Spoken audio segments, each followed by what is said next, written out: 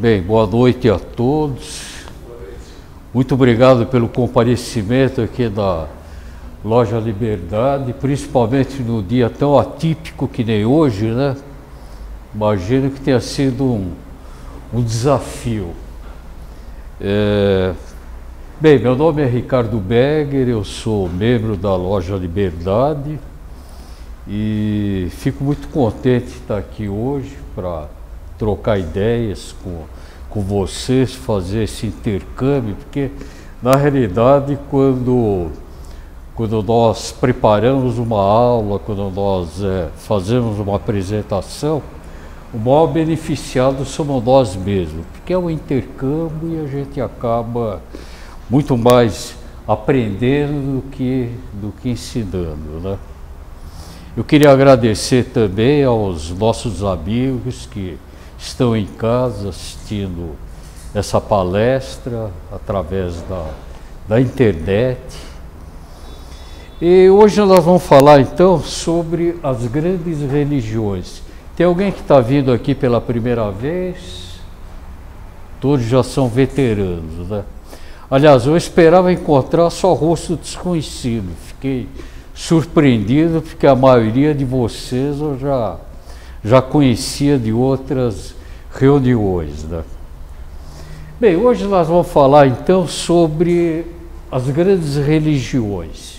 Aqui nós temos uma série de símbolos, não de todas, mas algumas que foram selecionadas. Então, o cristianismo, o judaísmo, o hinduísmo, o islamismo, o budismo, taoísmo, sikhismo, esse daqui eu não me lembro que religião que representa, e são apenas algumas.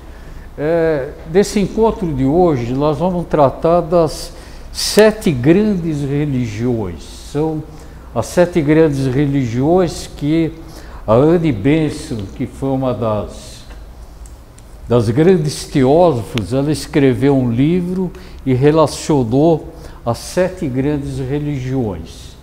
Esse livro é um livro que inclusive está disponível aqui na nossa livraria, está à disposição, quem tiver interessado em comprar. E ela faz uma abordagem das religiões, mas mais do ponto de vista ocultista, porque toda religião ela tem normalmente 2 aspectos. Um aspecto chamado esotérico, que é aquele voltado, vamos dizer, para o grande público, que são os rituais, as cerimônias, as liturgias, e tem o aspecto esotérico, que é o aspecto mais voltado para os mistérios, para o ocultismo. Então, por exemplo, dentro do catolicismo, nós temos o cristianismo primitivo, que é aquele cristianismo da época de Jesus, da época dos apóstolos mesmo. Dentro do islamismo, existe uma corrente também mística. Dentro do judaísmo existe a cabala. Então toda religião ela tem 2 aspectos: aquele aspecto voltado para o grande público e aquele aspecto de mistérios mais místico. Mesmo Jesus Cristo, da época que ele pregou o catolicismo, aliás, catolicismo não, o cristianismo, ele usava esses 2 recursos. Então, quando ele falava com os apóstolos que eram iniciados, ele falava em mistérios, ele falava no lado mais esotérico. Quando ele conversava com o público, de um modo geral, ele usava muito as parábolas, coisas assim voltadas para o dia a dia, de fácil entendimento, e usava muito o aspecto esotérico. E todas as religiões, elas têm esses 2 lados. Por que que dentro da teosofia, desse curso de iniciação ao pensamento teosófico, nós falamos em religião? Porque na realidade a teosofia, ela tem 3 objetivos. Ela tem o primeiro objetivo, que é formar o núcleo de fraternidade universal da humanidade, sem distinção de raça, credo, sexo, casta ou cor. O segundo objetivo dela é encorajar o estudo da religião comparada, filosofia e ciência.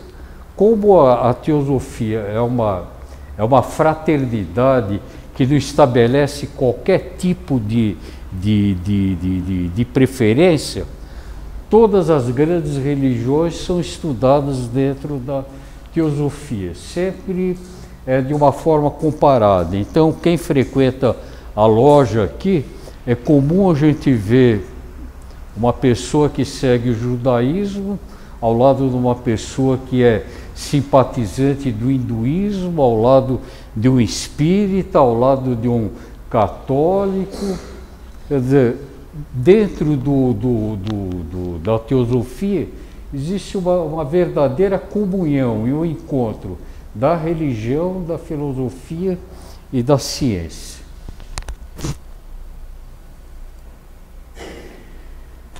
Por que que existe a religião? Todos nós fazemos a nossa caminhada evolutiva, e quando nós estamos encarnados, nós trazemos grandes dúvidas conosco, que são as dúvidas existenciais. A primeira pergunta: quem sou eu? E a segunda pergunta: da onde eu vim? E a terceira pergunta: para onde eu vou? Quando nós estamos encarnados, nós normalmente nos apegamos muito mais à matéria, ao dia a dia, à personalidade, e deixamos essas dúvidas existenciais num segundo plano. Mas frequentemente, quando nós entramos em contato com o nosso eu interior, o nosso eu verdadeiro, essas dúvidas aqui, elas nos assaltam. E para responder essas dúvidas, a humanidade ela recorreu a diferentes áreas de conhecimento. O saber humano, basicamente, ele é constituído pela filosofia, pela religião e pela ciência. Poderíamos ainda colocar um quarto ramo, que é o ramo das artes também, né? Então, ao longo da humanidade, no início, surgiu o sentimento religioso, surgiu a mitologia num primeiro momento, tentando explicar as dúvidas existenciais.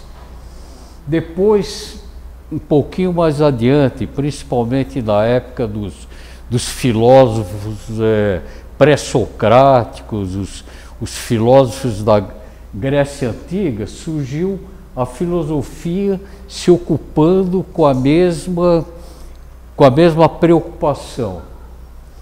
E mais recentemente a ciência também passou a se preocupar com isso.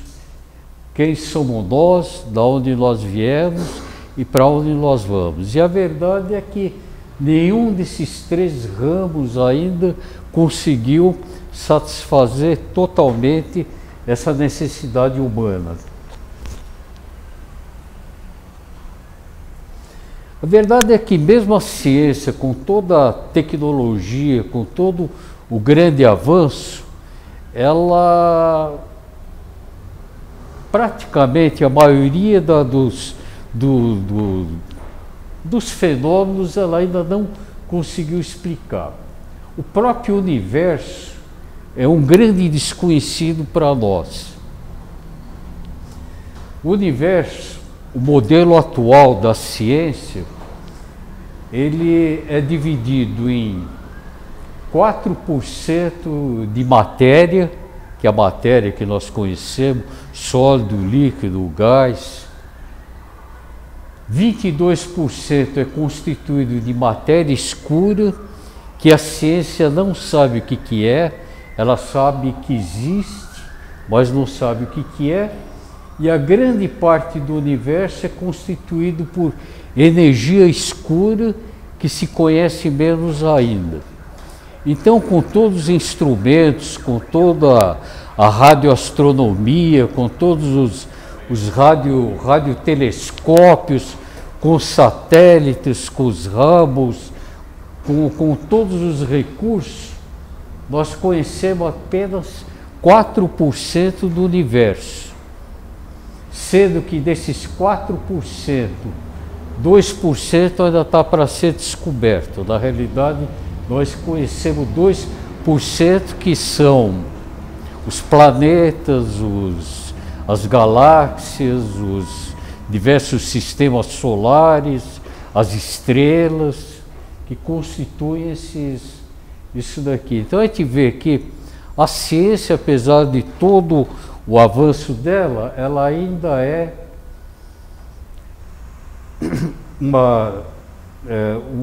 ela tem a maioria do conhecimento ainda está para ser descoberto. Se a gente for no caminho contrário, não na direção do macro-universo, mas na direção do microcosmos, nós também vamos ver que a matéria, que a ciência procura explicar, chega num determinado momento, é um mistério. A matéria, por exemplo, ela pode ser desmembrada em moléculas, que são as unidades que compõem a matéria. A molécula, por sua vez, pode ser dividida nos átomos.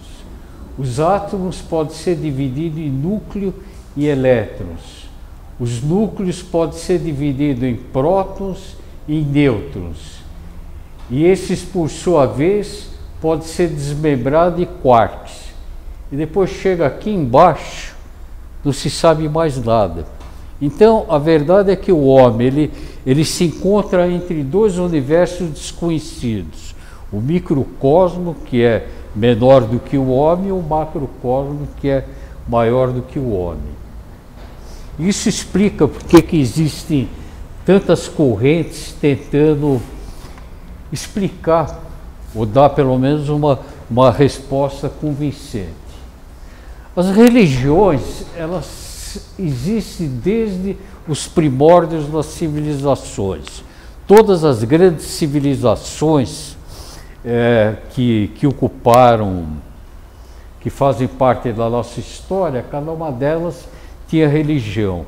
Os egípcios tinham uma religião, os romanos, o Império Romano, tinha uma religião, os chineses, que era outro império, tinha religião, o hindu, que era uma outra grande civilização, tinha uma religião. Ou seja, todas as civilizações sempre tiveram uma religião para dar respaldo para essa civilização.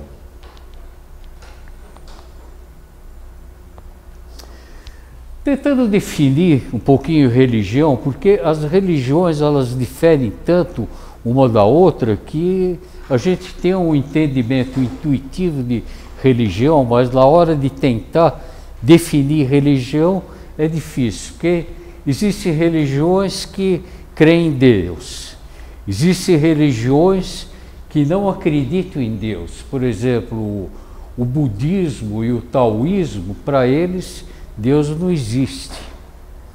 Então, as próprias religiões têm deuses e outras que não têm. Tem religiões que têm cultos, tem religiões que não têm cultos, religiões que têm sacerdotes, religiões que não têm sacerdotes. Então elas variam muito de uma para outra. A explicação que se procura achar para a palavra religião, ela vem do latim, que significa ligar, porque a religião tem como base os laços que unem o homem a Deus. E religar significa ligar de novo. Então, se o homem está procurando se ligar de novo a Deus, é porque nos primórdios da evolução ele foi ligado com Deus. Depois houve uma ruptura e agora, através da religião, se procura novamente uma união.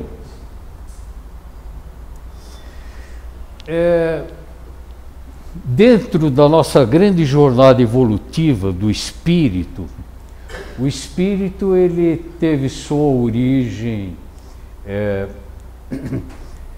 como teve a sua origem divina, fez um caminho de descida. Isso daqui está falhando um pouquinho. Fez um caminho de descida até atingir o máximo da materialidade, e depois ele está fazendo o caminho de volta. Esse caminho de descida se chama de involução, e esse caminho de volta aqui de evolução. E uma das finalidades da religião é guiar o homem nesse caminho de volta, de evolução, até o encontro com Deus.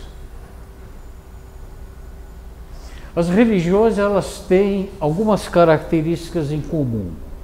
A primeira é que ela separa o sagrado do profano. Todo sistema religioso, ele procura dar uma explicação sobre o universo, o que se chama de cosmogênese, como é que o universo se formou. Então, dentro de cada religião, há explicações diferentes.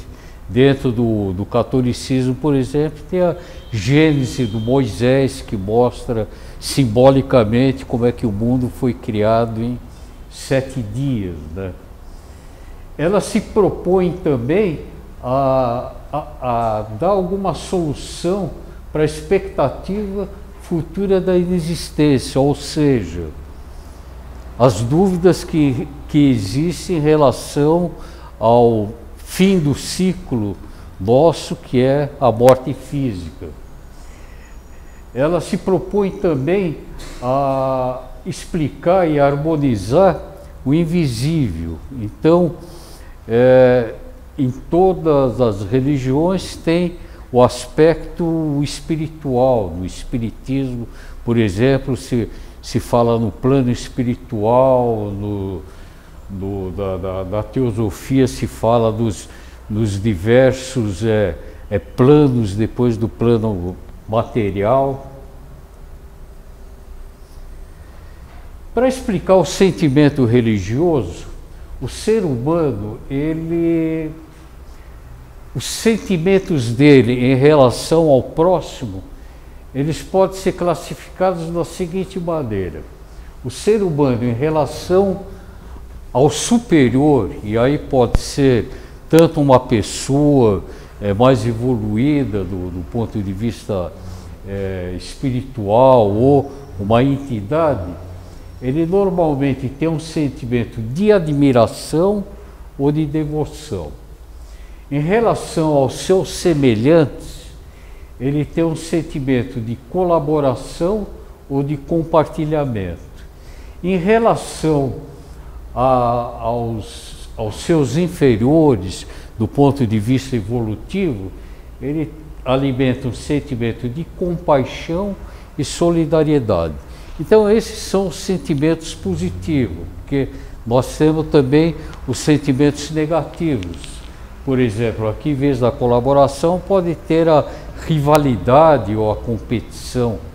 Em relação ao superior, o sentimento negativo é o sentimento de inveja, de raiva, em relação àquele que se encontra num plano superior. Em relação ao inferior, o sentimento negativo é de domínio, de opressão. Mas, olhando do ponto de vista positivo, o sentimento de devoção que existe, ele normalmente é voltado para alguma entidade ou alguma pessoa que se encontra num plano mais evoluído do que o nosso. Falando em religiões, aqui tem um diálogo interessante que eu acho que todos vocês conhecem, o Dalai Lama, do budismo tibetano, e o Leonardo Boff, que é um filósofo, um teólogo. Ele era da Igreja Católica, mas fazia parte da ideologia da libertação, e com isso ele acabou sendo excomungado pela Igreja Católica. No encontro ecumênico, os dois estavam juntos e ocorreu o seguinte diálogo. O Leonardo Boff, provocando o Dalai Lama, perguntou: santidade, qual é a melhor religião? E o Dalai Lama respondeu: a melhor religião é a que mais te aproxima de Deus, é aquela que te faz melhor. Então ele esperava que o Dalai Lama fosse falar, lógico, que o budismo tibetano é a melhor religião, senão não seria Dalai Lama, né? Mas ele deu uma resposta genérica. Aí o Leonardo Boff perguntou de novo: e o que me faz melhor? O Dalai Lama respondeu: aquilo que te faz mais compassivo, aquilo que te faz mais sensível, mais desapegado, mais amoroso, mais humanitário, mais responsável. A religião que conseguir fazer isso de ti é a melhor religião.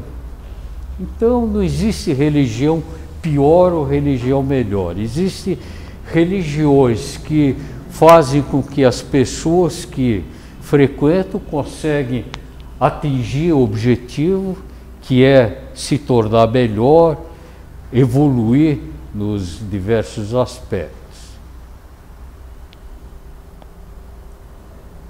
Tem uma definição também, uma frase do Mahatma Gandhi, que foi o grande libertador da Índia.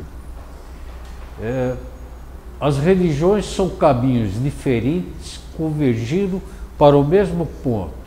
Que importância faz se seguirmos por caminhos diferentes, desde que alcancemos o mesmo objetivo? Então, cada religião atende a uma necessidade específica, que é a nossa evolução. E também é uma afirmativa bem genérica.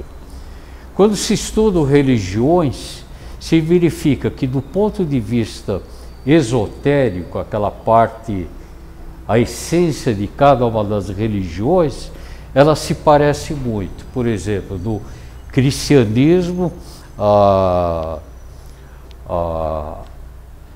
o lema principal, o princípio principal é amai ao próximo como a si mesmo, que é a chamada lei dourada também, né?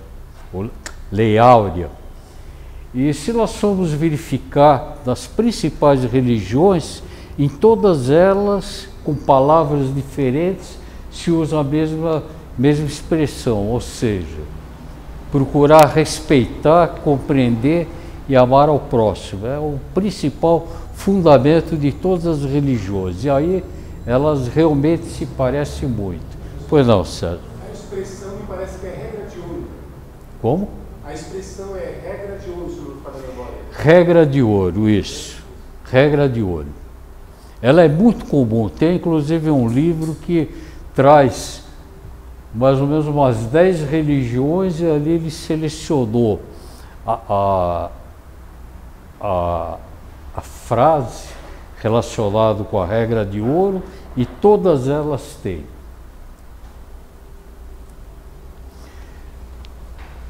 O que é interessante é, analisando as principais religiões, onde é que elas surgiram. Está dando para enxergar aqui? Aqui no mapa mundi, né?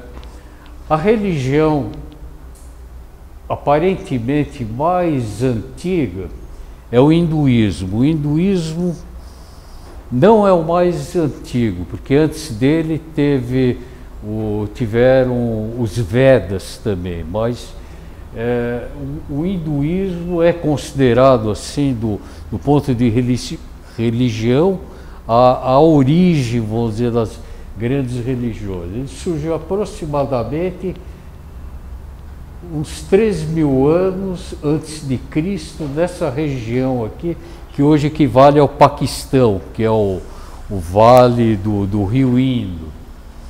A segunda grande religião é o zoroastrismo, que surgiu na antiga Pérsia, que hoje é o Irã.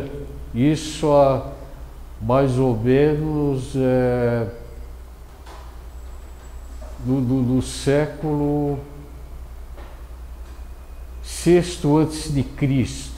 Aliás, o sikhismo ele surgiu antes. Desculpe. Ele surgiu antes. 1500 antes de Cristo.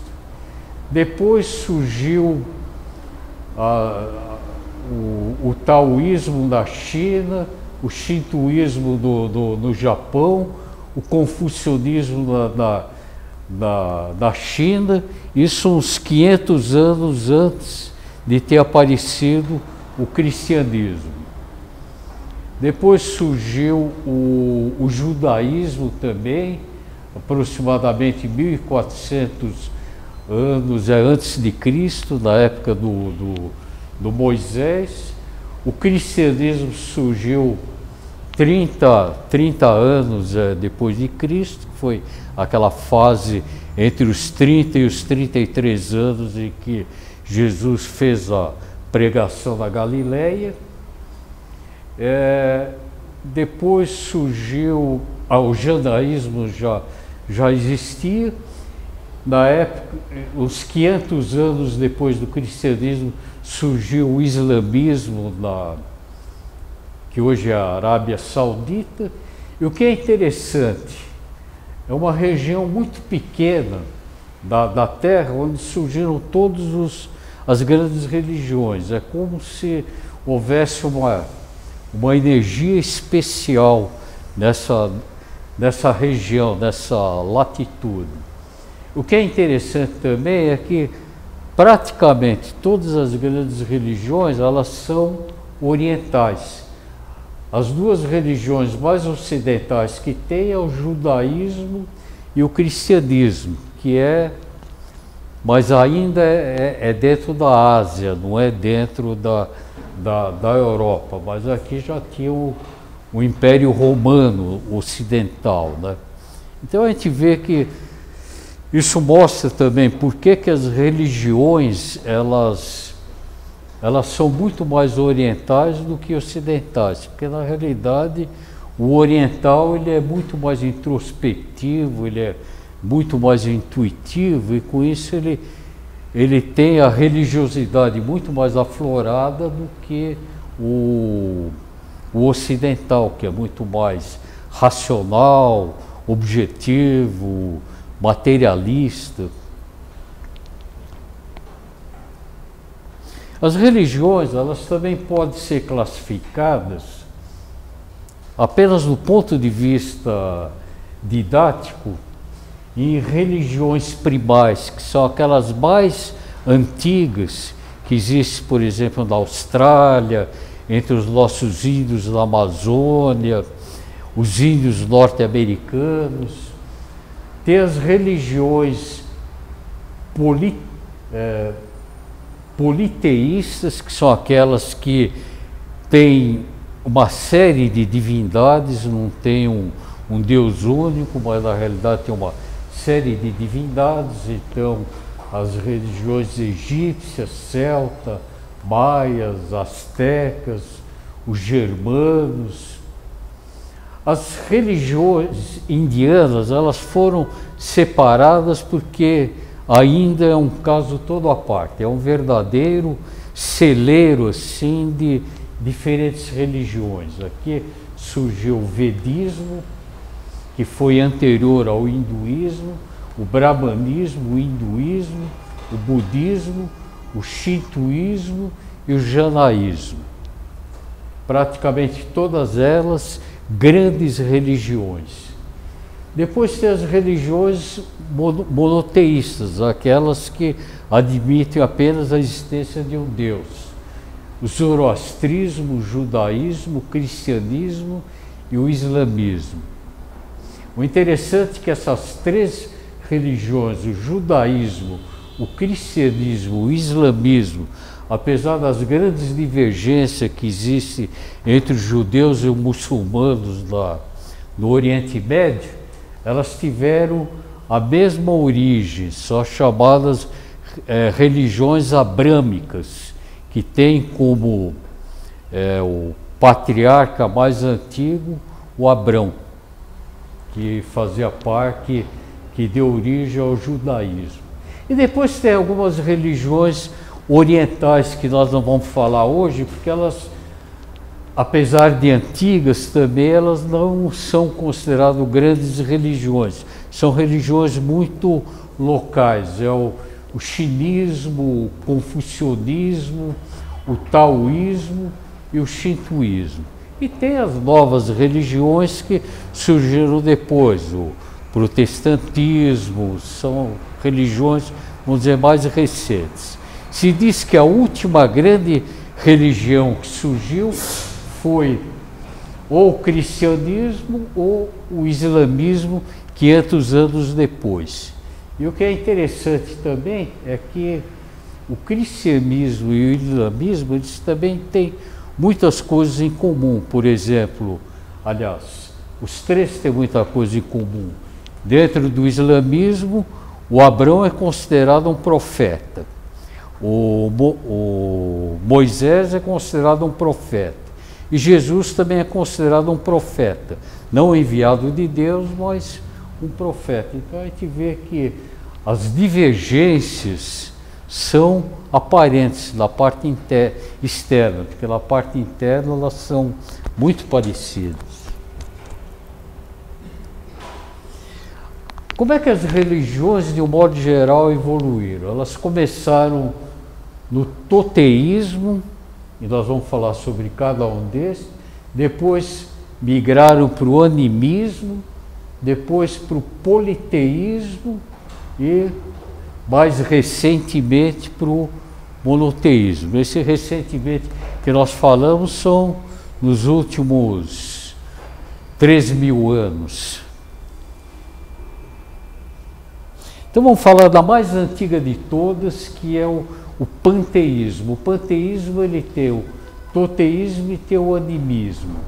É aquela religião em que o Deus, ele é o próprio mundo, ou seja, as pessoas, elas veem Deus em tudo.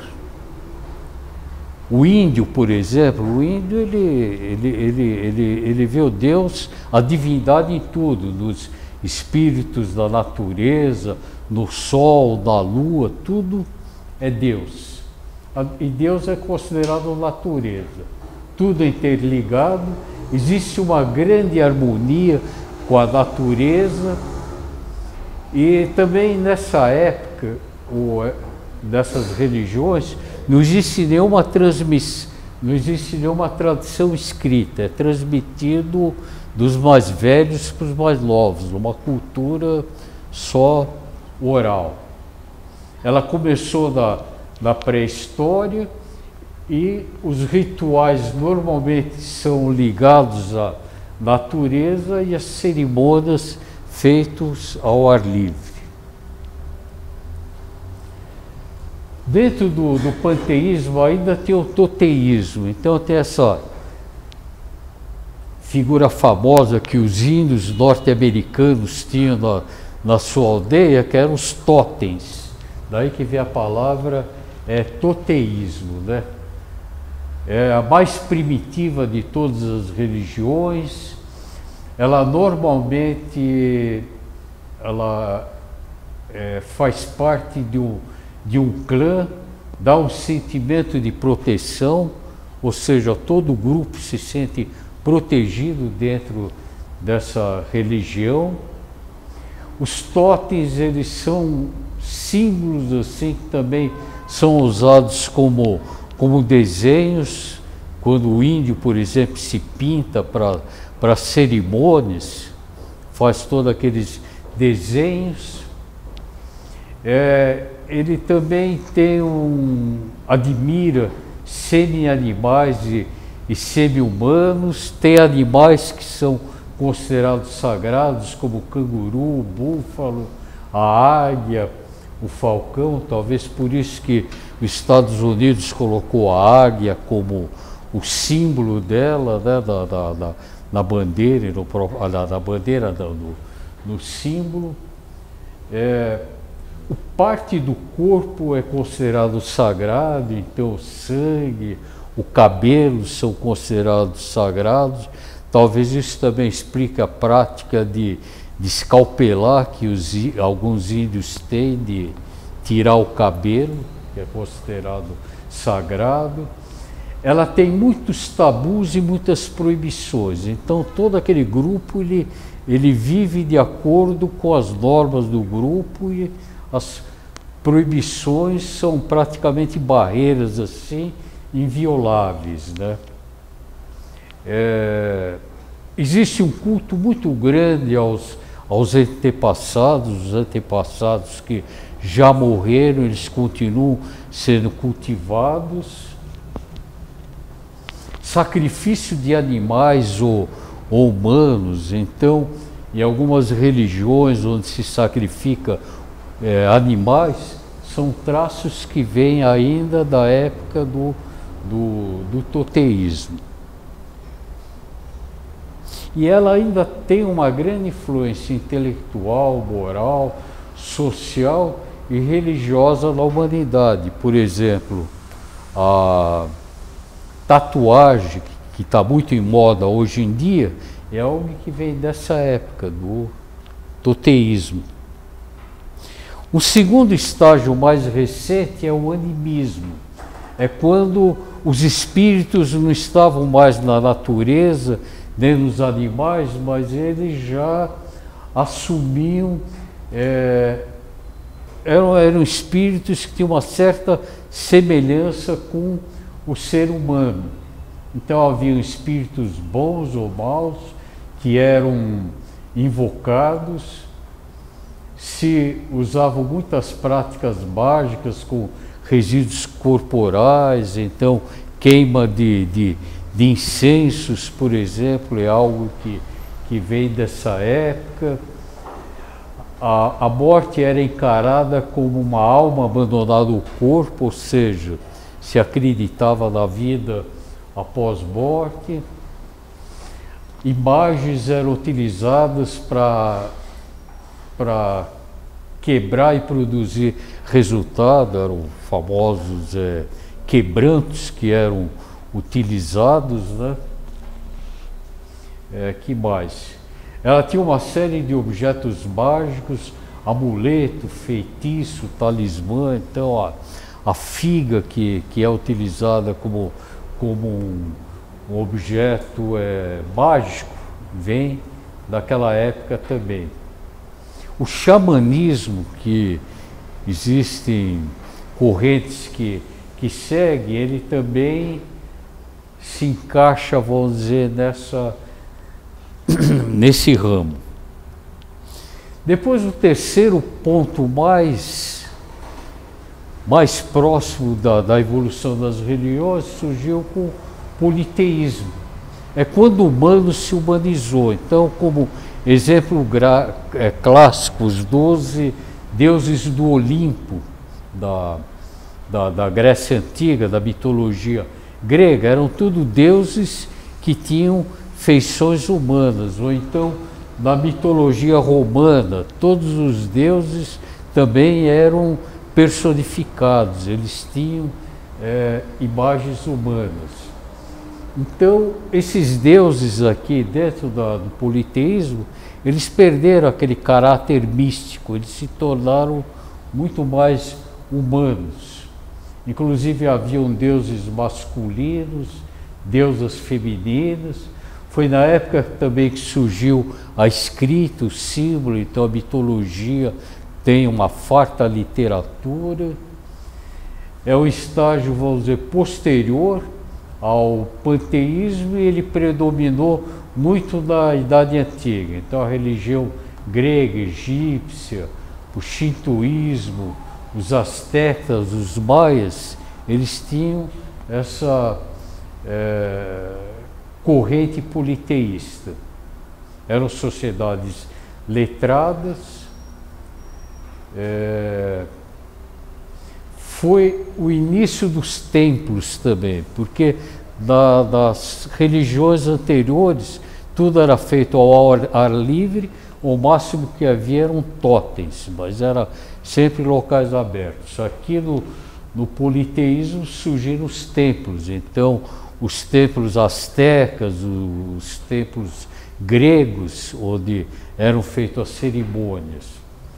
Havia sacrifícios, então na maioria dos templos também eram sacrificados animais, ou até caso de sacrifícios humanos. E ela já tinha uma certa tendência ao monoteísmo. Então, apesar de existirem muitas divindades, mas tinha um que se sobrepunha aos demais. Então, na mitologia grega, por exemplo, Zeus era o deus que se sobrepunha sobre os demais. Professor, Ricardo, por favor. Nessa parte do politeísmo, passa a impressão da gente de que provavelmente o materialismo e o ateísmo começam a surgir ou por aí ou baseado nessa fase. Porque parece que essa ideia dos gregos de que Deus tem as formas humanas, com o passar do tempo, né, dá uma sensação de que está encarnando o divino e de que tudo passa a ser o que eu vejo. Então dá uma base boa para quem é muito materialista e muito ateísta. Não estou dizendo que eles fossem, mas estou dizendo que isso deu uma base. Na hora que saiu, bem lembrado, eu acho que na hora que a divindade perdeu aquele aspecto metafísico e assumiu uma feição humana, quer dizer, aí houve uma valorização do corpo, da fisionomia, apesar deles terem atributos masculinos e atributos femininos, mas era uma figura material.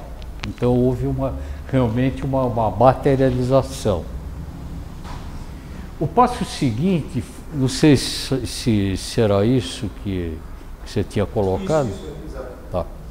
E o monoteísmo, ele que é a parte mais recente das religiões, ela prega um Deus único, mas um Deus que já não tem uma representação visual, um Deus mais abstrato. Os símbolos também são mais abstratos. Houve uma perda novamente dos atributos humanos. Foi quando surgiu o conceito também do bem e do mal. Também surgiu aí a figura do demônio, do diabo dentro do monoteísmo, o que não havia nas religiões anteriores. Surgiram os livros sagrados, então a Bíblia do judaísmo, a Bíblia antiga, a Bíblia do Moisés, foi um dos primeiros livros. Também surgiram livros dentro da religião hindu. A maioria delas passaram a ter livros. O islamismo tem o Alcorão, que é o livro principal, e todos eles com suas códigas de leis e verdades absolutas. Nesse instante também do monoteísmo, a religião ela assumiu um aspecto patriarcal, um aspecto machista. O Deus passou a ser uma figura masculina, não era que nem na mitologia grega, por exemplo, no politeísmo, que tinha as divindades femininas e divindades masculinas. Houve uma predominância do masculino e uma perda da condição social da mulher também dentro da sociedade. E o Deus, apesar de ser masculino, ele tinha uma série de qualidades femininas.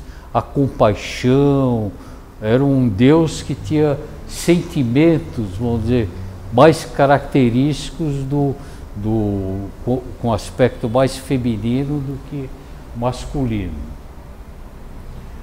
Houve uma mundanização da autoridade religiosa, ou seja, o sacerdote, que antes era um intermediário, ele se tornou muito mais humano. Essas religiões, elas passaram a ser muito inflexíveis, muito intolerantes, muito preconceituosas. Então, isso explica, por exemplo, as cruzadas que ocorreram na Idade Média, mais ou menos por volta do ano 1000, ano 1100, 1200. A intolerância religiosa, que existe até hoje, começou nessa época. Então a gente vê como é que nós somos influenciados por coisas antigas que aconteceram. E as religiões principais que fazem parte do monoteísmo, o brahmanismo, o zoroastrismo, o judaísmo, o cristianismo, o islamismo e o sikhismo. Aqui nós não falamos catolicismo, nós falamos cristianismo, porque na realidade o cristianismo ele deu origem a mais de 1.200 religiões e seitas diferentes. Então, cada uma delas com as suas particularidades, mas com muita coisa em comum. E elas são caracterizadas principalmente surgiram no último milênio antes de Cristo, atravessaram toda a Idade Média e chegaram até a atualidade. Então, quais são as principais religiões que existem no mundo? O catolicismo em primeiro lugar, o islamismo em segundo lugar. Essas duas religiões, elas são monoteístas, elas admitem um Deus único. Nós vamos falar um pouquinho, se der tempo, sobre as grandes religiões, as principais religiões. O hinduísmo, o zoroastrismo, budismo, cristianismo, islamismo, jainismo e sikhismo. Tem algumas religiões importantes que ficaram fora, porque são religiões, vamos dizer, mais locais. O judaísmo é uma religião que ela é mais localizada, não tem muitos adeptos. As religiões da China, as religiões da Índia, apesar de terem muitos adeptos, mas são religiões muito, geograficamente, muito localizadas, né? Então vamos falar um pouquinho sobre o hinduísmo, que é a mais antiga de todas as religiões. Ela recebe assim também uma atenção toda especial dentro da teosofia, porque o hinduísmo, ele, na realidade, ele surgiu aproximadamente aí entre 1.500 e 3.000 anos antes de Cristo, e é a principal religião ainda da Índia. E ela traz assim toda a história da humanidade em termos de desenvolvimento espiritual. Ela teve origem em cultos primitivos, ela não tem um fundador, diferente do islamismo, que tem o Maomé, o cristianismo, que tem Jesus, o judaísmo, que tem o Moisés. O hinduísmo não tem um fundador. Ele se desenvolveu na Índia, no Vale do Indo, que hoje, na realidade, faz parte do Paquistão, há aproximadamente 3.000 anos atrás. Uma raça, a raça ariana, ela veio descendo, entrou na Índia, subjugou uma civilização bem adiantada que havia na Índia, e com isso surgiu o hinduísmo. Por isso que ela tem uma forte tradição ariana. Ela tem milhões de adeptos e o que é interessante, ela tem milhares de divindades. Tem mais divindades do que a Igreja Católica tem de santos. Tem aproximadamente 400 comemorações durante o ano de cada uma dessas divindades na Índia. O que é interessante, apesar dessa grande diversidade, essa daqui, por exemplo, é a deusa Gacheta, a deusa da fartura, da fortuna. É uma mulher com fisionomia, com cabeça de elefante. E são tudo figuras assim, muito exóticas, muito ricas, muito enfeitadas, né? Todos, apesar da existência dos diversos deuses, todos são aspectos de um único Deus. Então é interessante que o hinduísmo ele traz tanto aspectos do monoteísmo como do politeísmo. Ela tem diversos textos sagrados, Vedas, por exemplo, que são hinos ou versos. Os Upanishads, que inclusive nós tivemos um grupo de estudo que o Osmir coordenou, acho que há uns 2 anos atrás, que são ensinamentos da busca da realidade suprema. Tem os textos épicos, tem o Bhagavad Gita, que é um texto muito bonito também, muito seguido dentro tanto do budismo como do hinduísmo. Tem as divindades e ela também tem uma influência budista e cristã, porque o budismo surgiu depois na Índia e o cristianismo também entrou depois. Então aqui nós temos uma série de vertentes. Aqui tem uma série de divindades hindus. E quais são as principais crenças do hinduísmo? Primeiro, uma crença num Deus absoluto. É um Deus que é o Brahman, é uma realidade absoluta que não tem descrição. Depois, abaixo de Deus, existe o Trimurti, que seria, por exemplo, a Santíssima Trindade do cristianismo. A manifestação é o Deus manifesto. Então tem Brahma, que é o Criador, Vishnu, que é o protetor, e Shiva, que é o destruidor. Ele seria como Pai, Mãe e Espírito Santo. Olha, Pai, Filho e Espírito Santo. Depois tem as divindades, que tem uma série delas. E um outro conceito que foi desenvolvido dentro do budismo é o karma, que é o crédito ou débito espiritual, ou seja, cada ação, cada pensamento ou cada emoção que nós temos, nós provocamos um determinado efeito, ou positivo ou negativo.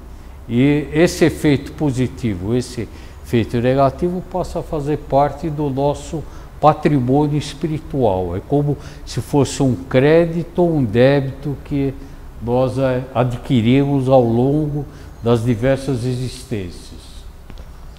Uma outra crença do hinduísmo é o ciclo das encarnações, ou seja, durante a evolução nós temos uma série grande de encarnações e de fases em que o espírito não está encarnado. Então tem a fase encarnada e a fase não encarnada que vão se sucedendo, né? Chamado também de samsara. Até que chega num determinado momento da evolução que se atinge o moksha, que é o fim do ciclo de reencarnações. É quando a alma, o espírito atinge um estágio tão evoluído que ele não precisa mais encarnar, ele passa a evoluir em outros planos, mas não mais na forma encarnada. E também uma crença dentro do hinduísmo é o Dharma. É um tipo de uma missão, um script de vida, um roteiro de vida que cada pessoa, na hora que ela encarna, ela traz junto. É como se fosse o seu propósito de vida.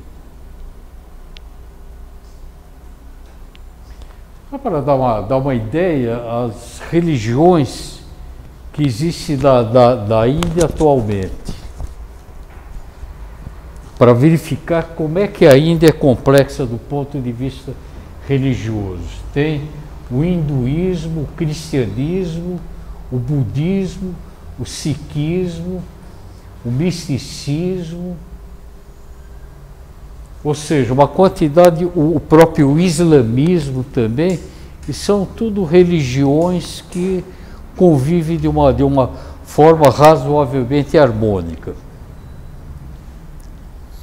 A segunda religião que nós vamos falar, zoroastrismo, ele também tem alguma semelhança com o hinduísmo. Ele também é uma das mais antigas religiões do mundo, surgiu 1200 anos antes de Cristo, também pela invasão dos arianos da região que na época correspondia à Pérsia. Ela também é monoteísta e ela foi fundada ou criada pelo profeta Zoroastro, que era um guerreiro nobre, fazia parte de uma família indo-ariana, e aos 30 anos ele começou a ter uma série de visões. Normalmente esses fundadores de religiões são pessoas que são inspiradas pelos grandes mestres, que são inspiradas pela fraternidade, e todos eles, num determinado momento, trazem uma mensagem para a humanidade. São os avatares, né? São espíritos missionários, que nem Jesus, Maomé, Moisés, todos eles, Krishna. Então ele pregou a existência de um só Deus, e o zoroastrismo, inclusive, ele foi declarado religião do Império Pérsico, religião oficial. Depois um grande imperador chamado Ciro, no século 600 anos antes de Cristo, ele levou essa religião para outras regiões do Oriente, levou até a Índia, inclusive. Eles têm um livro sagrado chamado Avesta, só que no século VIII depois de Cristo houve uma invasão dos muçulmanos, dos islamitas. Então os seguidores do zoroastrismo, eles foram expulsos da própria terra deles e acabaram migrando para o norte da Índia, onde hoje existe uma pequena comunidade chamada Parsis, que ainda segue o zoroastrismo. O zoroastrismo, a crença deles, eles creem no Deus Criador, então eles têm uma crença não só num Deus único, mas um Deus único também criou, e é um Deus que está numa luta constante com o mal. É que nem dentro do catolicismo, Deus e o diabo. Só que os seguidores, eles têm uma participação muito ativa. É pela prática do bem que os fiéis conseguem ajudar Deus nessa luta com o mal. Então as pessoas se sentem como soldados dentro de uma religião. E nessa luta, Deus vai vencer essa luta e aí ele vai ser sucedido por uma trindade. O que é interessante, é uma religião que dá uma liberdade de escolha muito grande. Ela estimula as pessoas a serem boas, a tomarem boas decisões. Ela coloca a responsabilidade das pessoas pela escolha que elas fazem. Foi aqui que surgiu, dentro do zoroastrismo, que surgiu a primeira vez a noção do livre-arbítrio. Ou seja, o ser humano tem uma consciência e com essa consciência ele tem o discernimento para fazer uma escolha entre o bem ou o mal. Uma outra crença, um outro conceito que foi introduzido também é a vida após a morte, em que há um julgamento. É que nem dentro do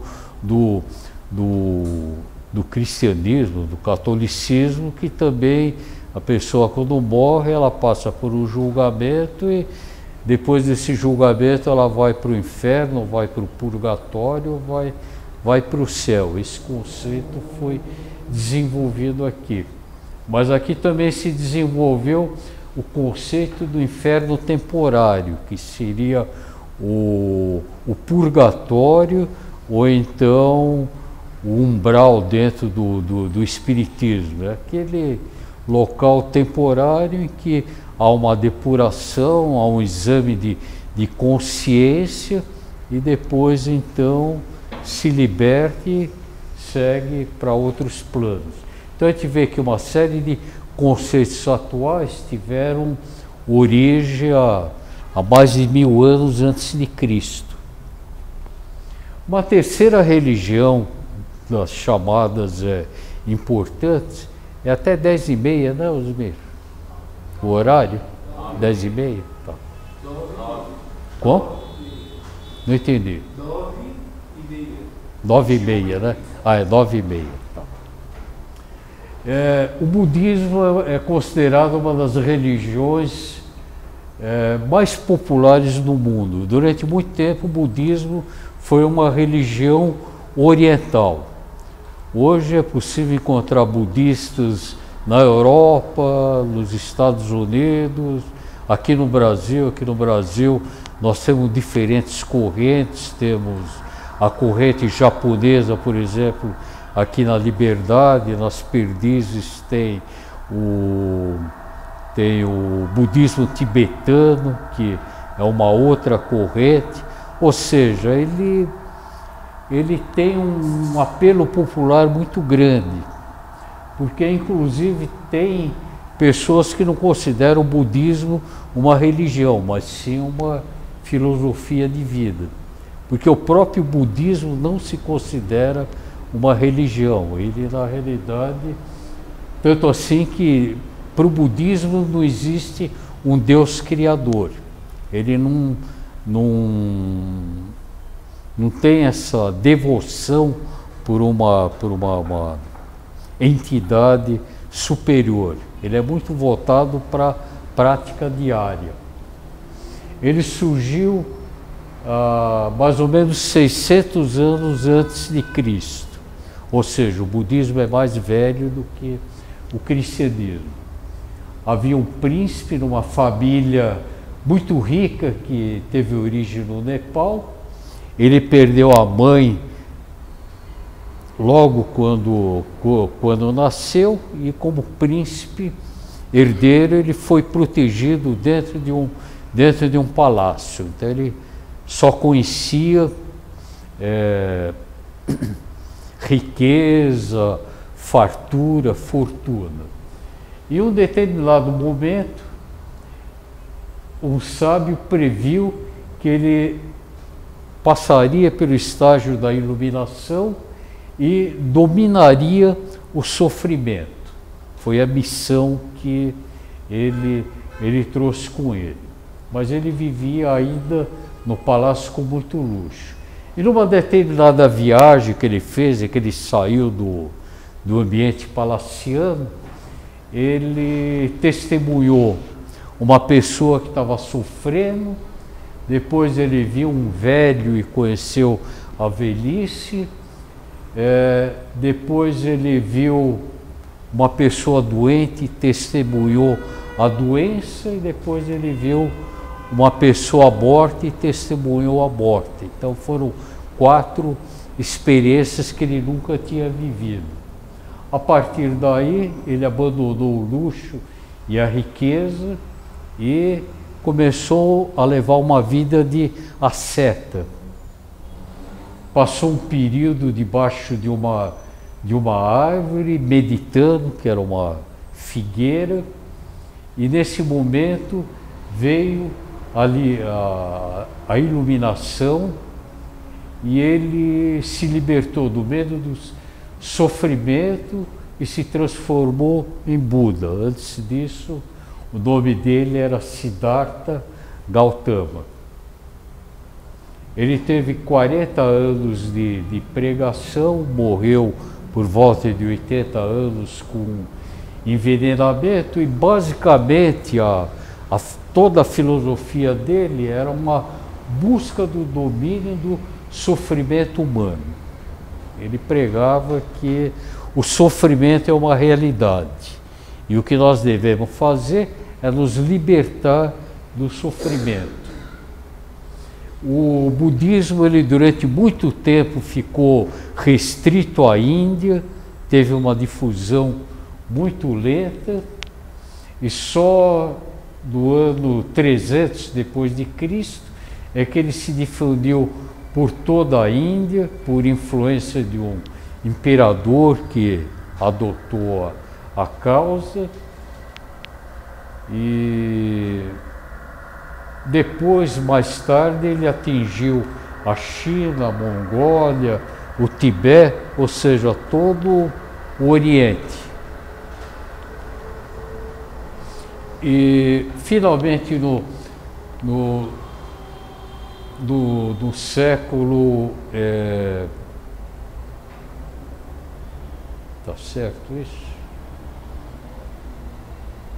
Bom, mais recentemente ele perdeu a influência da Índia. Então, na realidade, o budismo ele está mais presente em outros países do que na própria Índia.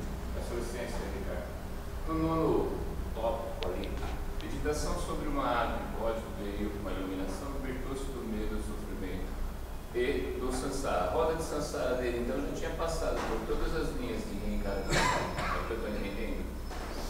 Quando o Buda, quando ele atingiu a iluminação, nesse momento ele se libertou da roda de sansara. Ou seja, ele atingiu um estágio espiritual que ele não precisava mais encarnar. Inclusive, do ponto de vista de evolução espiritual, o Buda foi o espírito mais elevado que já encarnou aqui na Terra. Tanto assim que ele atingiu esse estágio dessa encarnação, em que ele se libertou. É isso, né? Isso. Tá.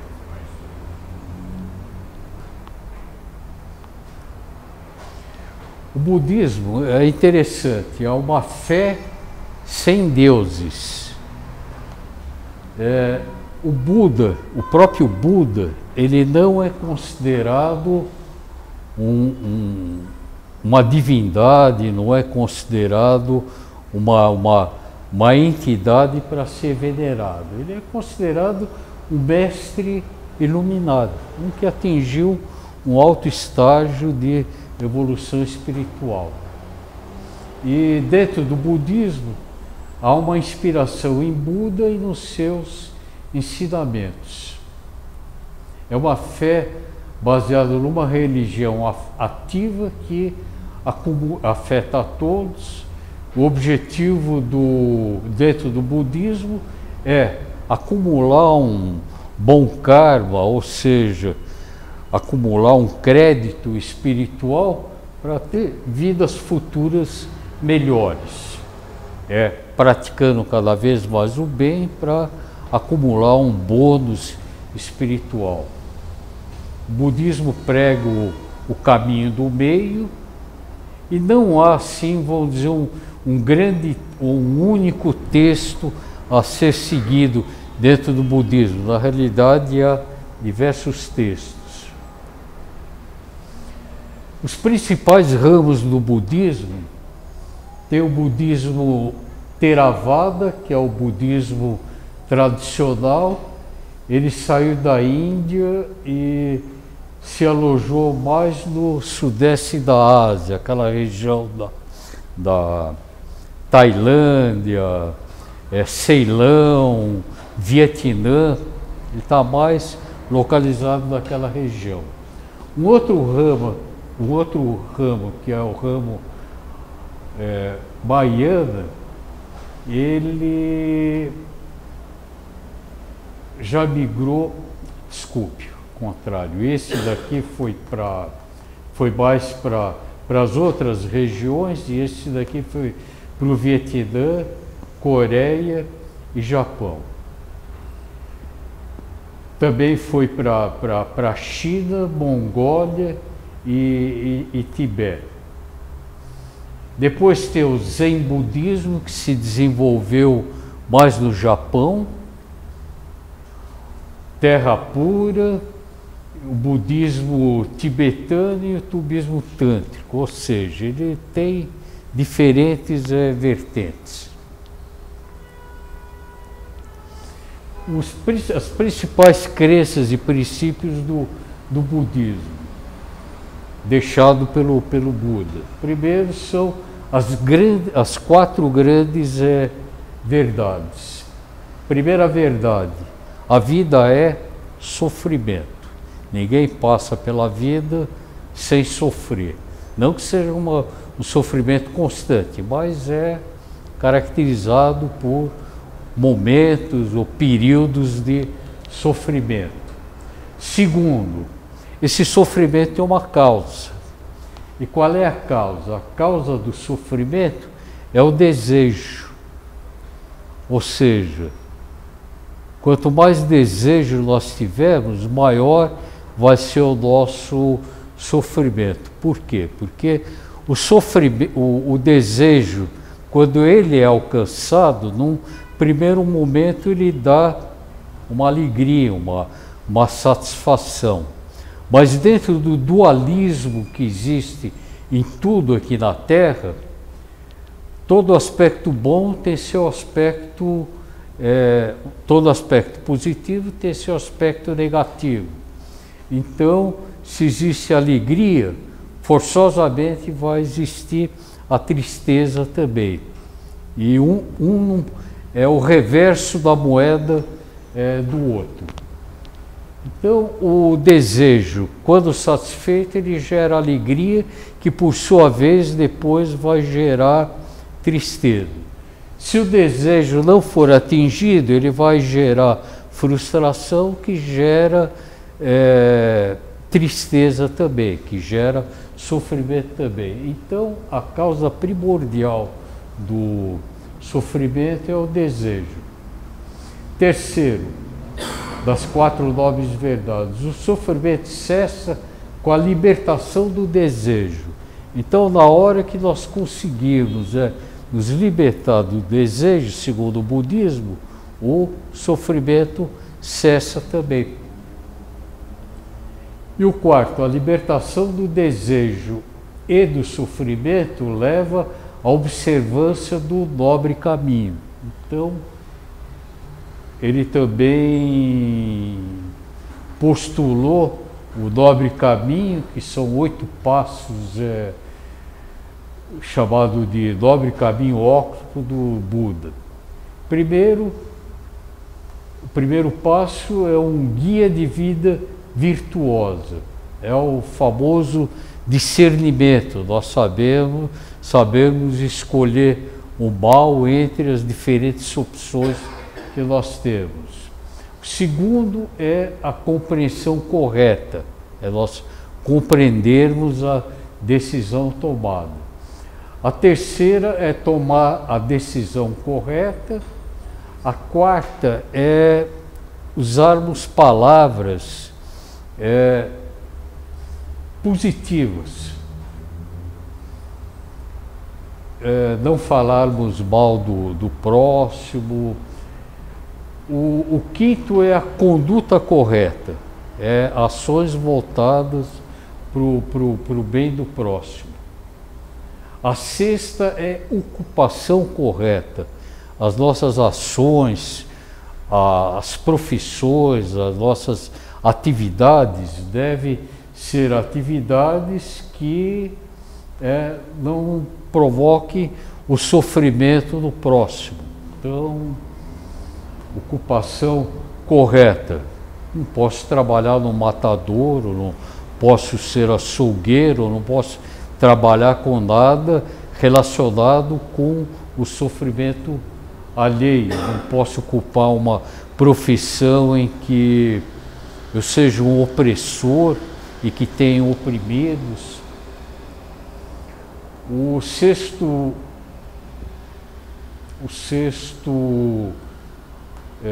nobre caminho é o esforço correto. O sétimo é a diligência correta.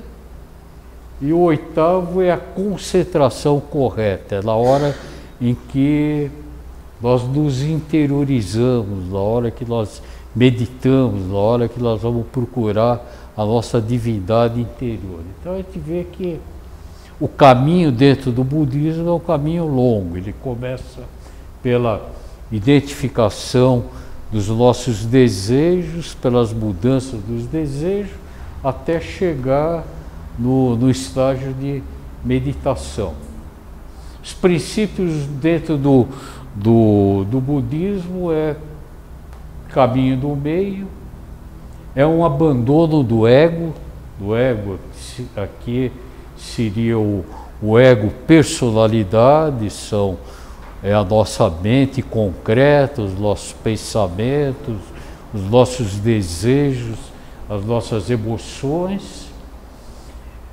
Terceiro princípio é o ciclo de reencarnações, a samsara. E o quarto, a lei do karma. Então aqui a gente vê uma semelhança também com o hinduísmo.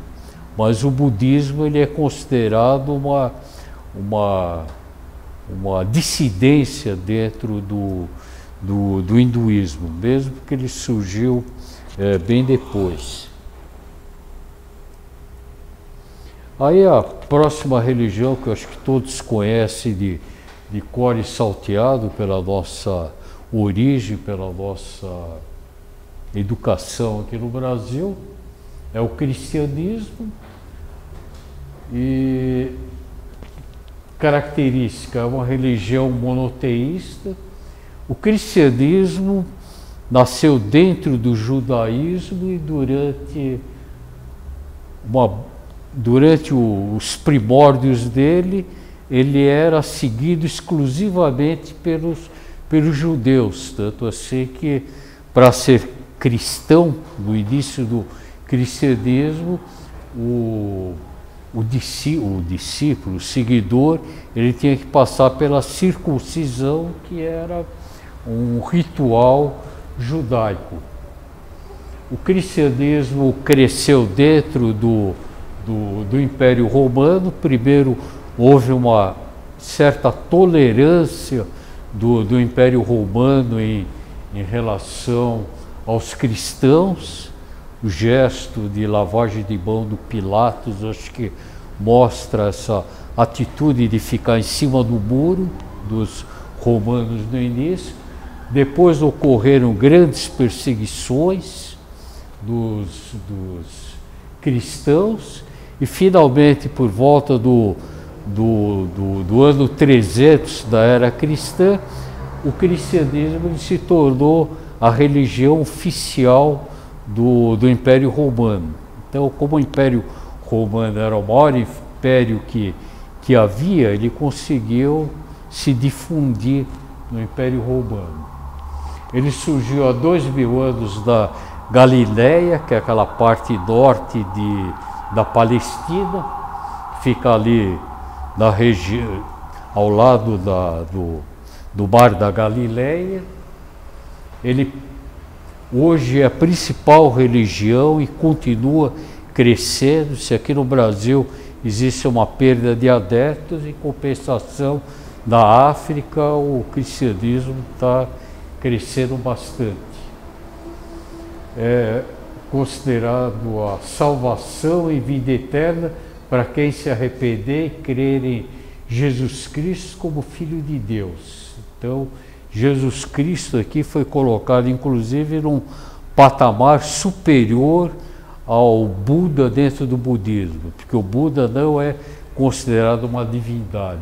Jesus já é considerado praticamente um Deus dentro da corrente evangélica. Então Jesus tem um patamar mais alto ainda. Mensagem forte do cristianismo é a mensagem do amor. Apesar de todas as religiões pregarem o amor, o amor que Cristo pregou foi o amor incondicional, que chegou ao ponto de falar: amai os seus inimigos, coisa que as outras religiões não falavam, pelo menos explicitamente.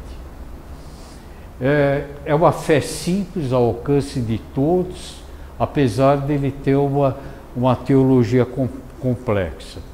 E depois ele foi se dividindo, surgiu uma grande diversidade de igrejas, inclusive dentro do cristianismo surgiram guerras, como a guerra entre protestantes e católicos.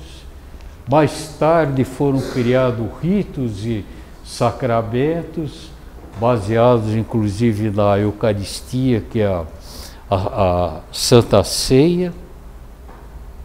O cristianismo ele começou pela pregação com os 12 apóstolos, que eram todos judeus, que Jesus convidou, escolheu. Da última ceia surgiu a Eucaristia e depois ele se tornou uma religião independente. No início, os cristãos, não havia a palavra cristão ainda, havia a palavra irmão, o discípulo. Todos eles viviam como que numa comunidade, se tratavam como irmão ou como discípulo. Só depois Lucas, que foi um dos apóstolos, é que criou a palavra cristão, mas isso já quando Jesus não existia mais. Então a palavra cristão ela não veio logo do início, ela surgiu depois. Principalmente com o Paulo de Tarso, os povos que não eram judeus também foram admitidos, e esse foi o motivo, vamos dizer, da grande expansão. Se não tivesse acontecido isso, provavelmente o cristianismo seria uma seita dentro do judaísmo. O Paulo foi o grande difusor. Ele fez, naquela época que a locomoção era ou por barco ou então a pé, ele fez 3 grandes viagens contornando todo o mar Mediterrâneo, chegou a ir até a Espanha, até Roma, difundindo e fundando igrejas. No ano 313 foi considerado a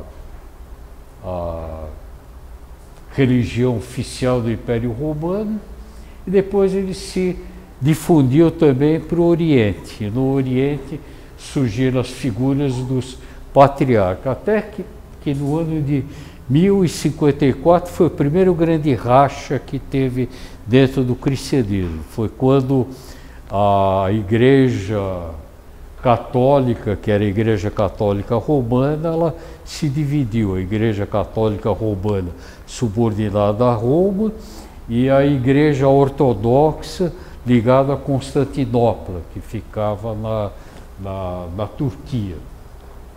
Foi a primeira grande... E até hoje tem, quem passa, por exemplo, ali no Paraíso, em frente ao Centro Cultural São Paulo, em frente ao Metrô Paraíso, tem uma belíssima igreja com uma cúpula arredondada, que é a Igreja Ortodoxa, que é um ramo do cristianismo também.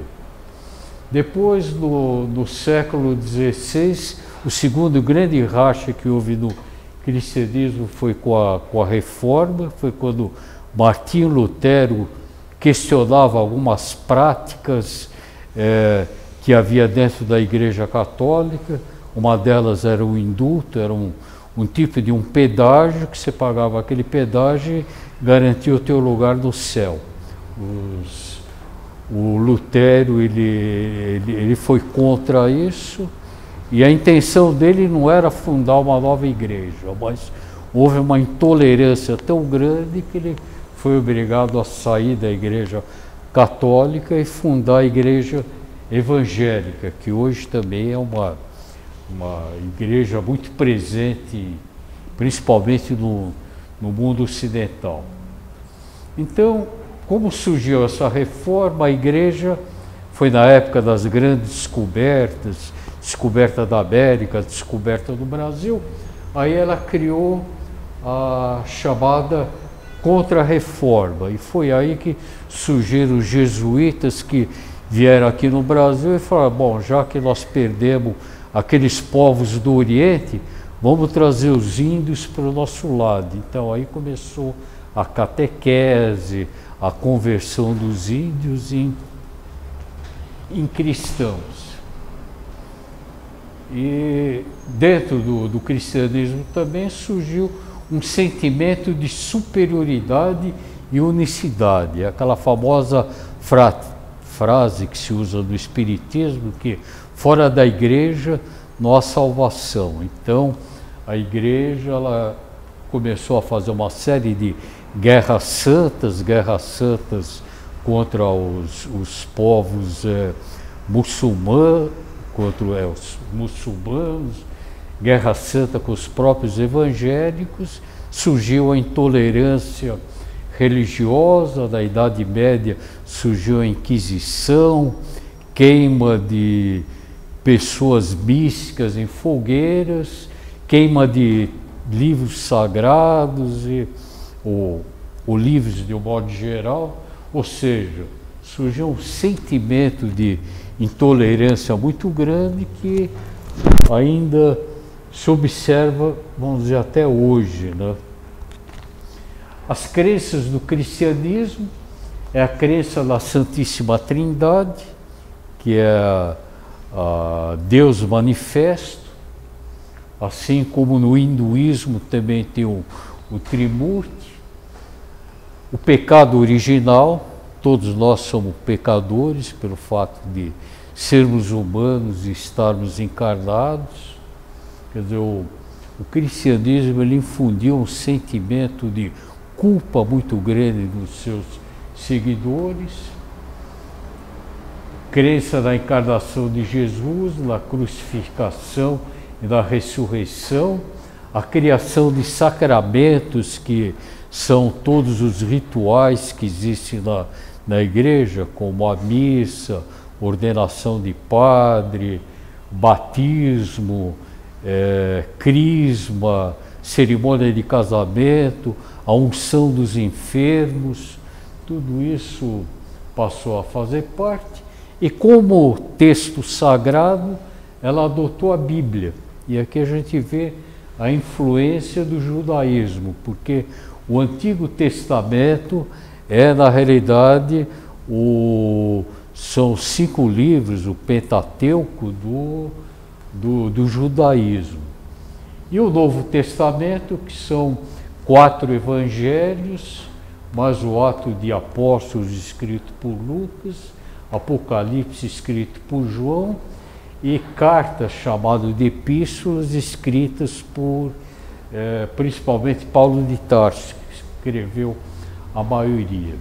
Dizem que além desses 4 evangelhos aqui, haviam mais de 50, que são chamados evangelhos apócrifos.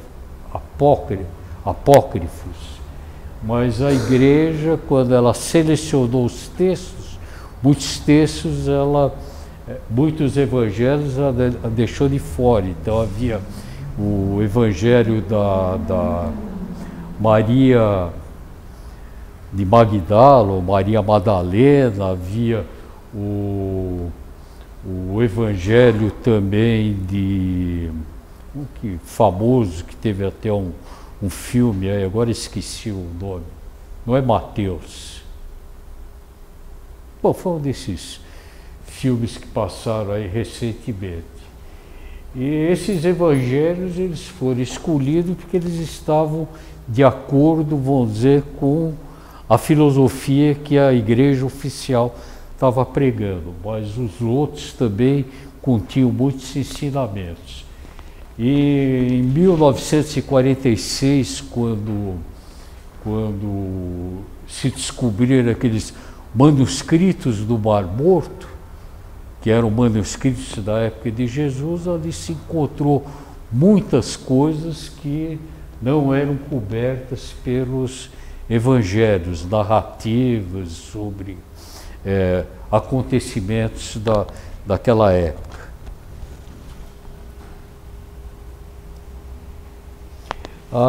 O cristianismo ele se dividiu, né?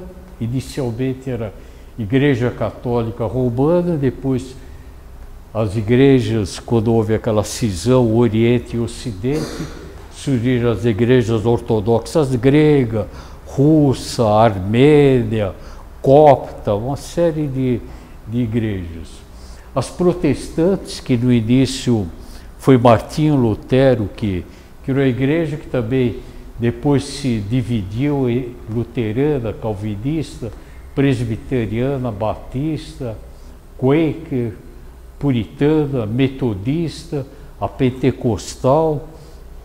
Depois tem os neopentecostais, então todas essas religiões evangélicas, Igreja Renascer, todas essas são o resultado de uma série de divisões. E tem aproximadamente 1.200 entre religiões e seitas.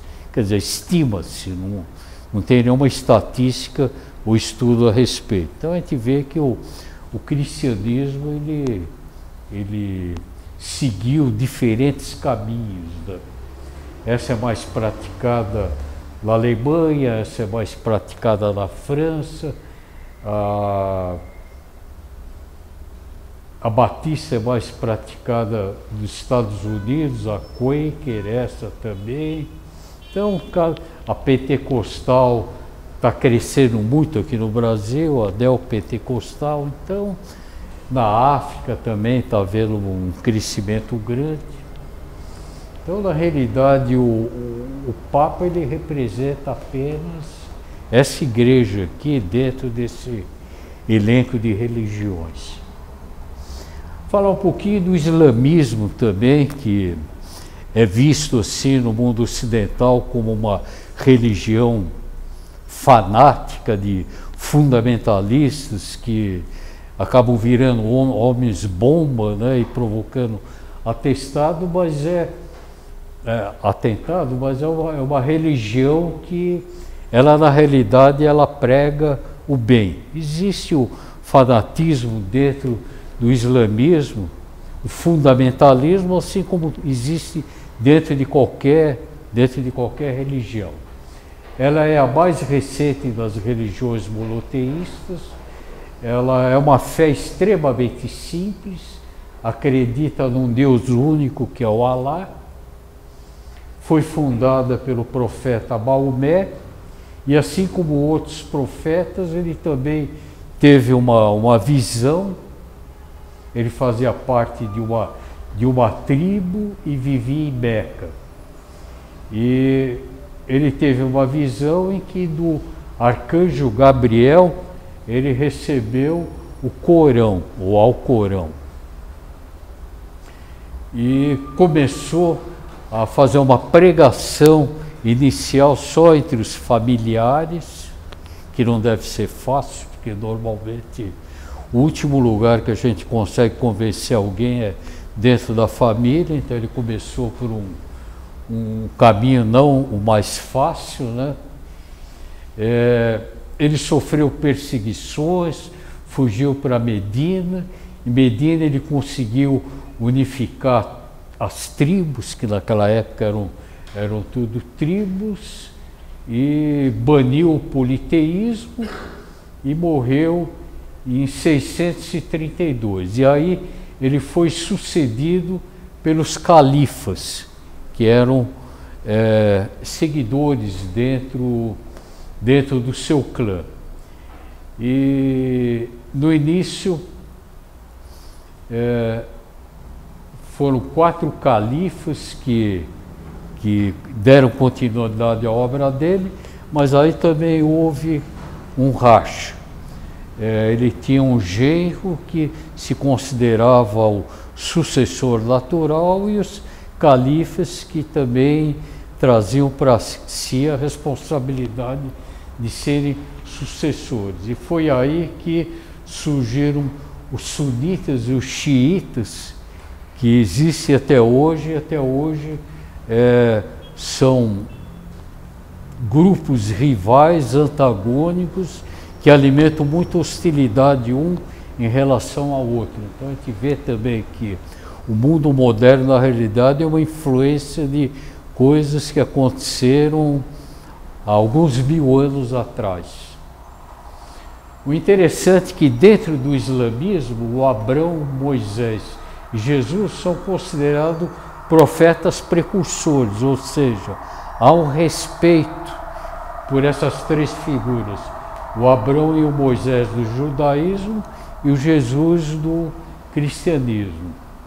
É uma religião muito prática, muito voltada para o dia a dia, e ela se difundiu principalmente pela África, pela Ásia, e através de mercadores. Como os povos árabes são povos muito voltados para o comércio, são povos mercantis, eles viajavam muito e levaram a religião para a Ásia. Tanto assim que hoje em dia os muçulmanos têm uma presença forte na Índia, na própria África, até na Europa, em alguns lugares tem presença forte.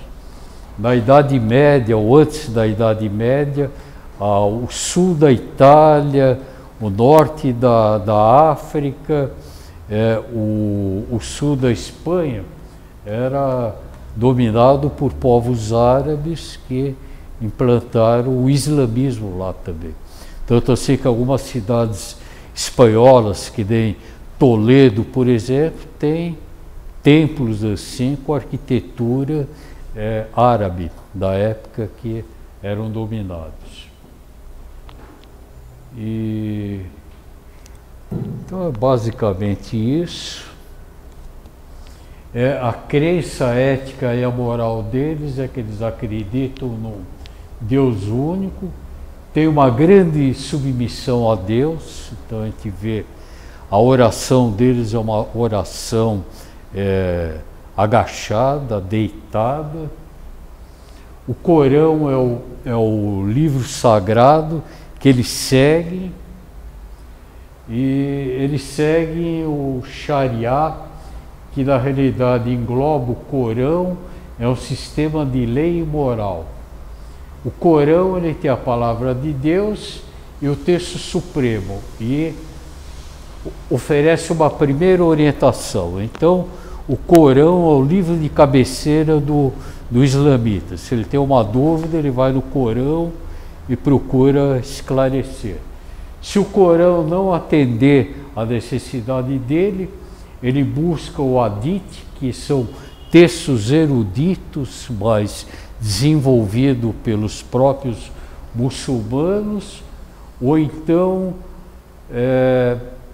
tem mais 2 fontes que que ele recorre, ou seja, o árabe, não o árabe, mas o muçulmano que segue o islamismo, ele está constantemente pensando e relacionando o seu dia a dia com a religião. Não são coisas separadas, é uma coisa só. E uma das frases que caracterizam o islamismo é pensar por si mesmo e responsabilizar-se por suas ações, ou seja, não tem aquele lado submisso que tem em certas religiões. O islamita ele é muito proativo. Esse último ponto lembra um pouco as origens do zoroastrismo. Como? Esse último ponto lembra um pouco das origens do zoroastrismo, porque ele foi, os árabes foram antes do islamismo o cria do zoroastrismo. E o zoroastrismo, como o senhor falou agora há pouco, ele tinha esse ponto, né, de você ter que ser responsabilizado pelas suas ações. Coloca muita responsabilidade na própria pessoa. E as práticas dos islamitas. Primeiro é uma declaração, é um tipo de um juramento que ele tem que fazer. É um juramento relativamente curto, chamado de shahada, juramento de fé. Depois tem a prece. A prece ele tem que fazer 5 vezes por dia em horários pré-determinados. Então, onde ele se encontrar, ele tem que cessar a atividade e fazer a prece. Eu tenho um amigo que foi para o Egito e tinha um motorista da empresa esperando ele. Ele foi de Cairo até Porto Said, que são 3 horas de viagem. Quando ele estava andando, ele falou: bom, agora só espera um pouquinho que está na hora da minha oração. Encostou o carro numa mesquita, ele ficou no carro esperando enquanto ele rezava, depois ele saiu e continuou a viagem. Ou seja, diferente do judaísmo, que prega 2 orações diárias, de manhã e à noite, ou no catolicismo também, que existe a prática da oração matinal e a oração no final da noite, eles têm 5 horários de orações, sendo que na sexta-feira essas orações têm que ser feitas na mesquita. Nos outros dias pode ser fora da mesquita. Uma prática muito interessante que existe no islamismo é a doação de esmolas. O islamita ele procura ajudar muito o próximo. Não existe aquele dízimo obrigatório que tanto do seu rendimento tem que ser convertido numa doação. É um ato espontâneo que, na hora que ele identifica a necessidade, ele faz a doação. O jejum é uma prática comum também. Tem o Ramadã, que é uma data, é um período variável. Esse ano aqui cai em agosto. Ele é obrigado a praticar o jejum na hora que o sol nasce até na hora que o sol se põe, trabalhando. Então, vocês imaginem, coincide com o verão, e aquele verão ali de norte da África. Então, a gente imagine o islamita passar sem comer, sem beber, um dia inteiro e trabalhando. Ele come bastante antes do dia clarear e depois que escurece. E uma vez na vida ele tem que fazer uma peregrinação até Meca. Então, provavelmente vocês já viram na televisão ou fotografia, aquela massa humana dando a volta naquele bloco de granito em Meca, que é considerado o local sagrado. Uma outra religião hindu é o jainismo, é uma religião que tem poucos adeptos, mas muito influente. Ela também é tão antiga que nem o budismo, considerado uma dissidência também do hinduísmo. É a filosofia da não violência. Essa não violência é uma não violência contra qualquer forma de vida. Eles são vegetarianos, inclusive o Gandhi, com a política da não violência que ele implantou na Índia para conseguir a independência do Império Britânico, ele teve uma influência do janaísmo. Eles também não têm nem divindades e nem sacerdotes. E o que se fala da influência que o Gandhi recebeu. Eles é uma religião menor de 4 milhões de seguidores. É uma vida muito disciplinada, mas assim como o budismo, eles não acreditam em um Deus criador. Eles acreditam em 5 seres supremos que trouxeram as verdades. Tem uma série de pontos em comum com o hinduísmo, como o ciclo da vida e da morte, o karma, a libertação do karma, e todas as atividades deles são voltadas para a preservação da vida. E finalmente a última grande religião é o sikhismo. Ela é bem mais recente, ela surgiu próximo de 1500, com uma alternativa entre o budismo e o islamismo. E aqui já existe uma fé centrada em Deus, e ela foi difundida na Índia e na Arábia. Ela teve uma sucessão de 10 gurus que desenvolveram um livro sagrado. Depois os 10, esse foi considerado o último guru, depois não surgiu mais nenhum, e eles passaram a seguir o texto sagrado. As crenças deles é a crença no livro sagrado, ter o nome de Deus no coração. Um Deus é uma entidade única, mas não foi o criador do universo, e na lei do karma.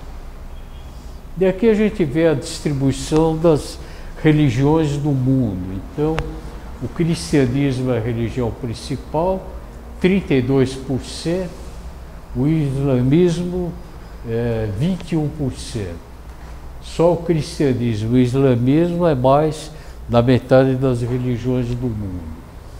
Um grupo que está crescendo bastante são os não religiosos, depois o hinduísmo, depois as religiões primais que ainda existem em algumas regiões da África, da Oceania, os aborígenes da Austrália, os índios, alguns índios norte-americanos, depois as religiões chinesas, o budismo, o sikhismo, o judaísmo e outros.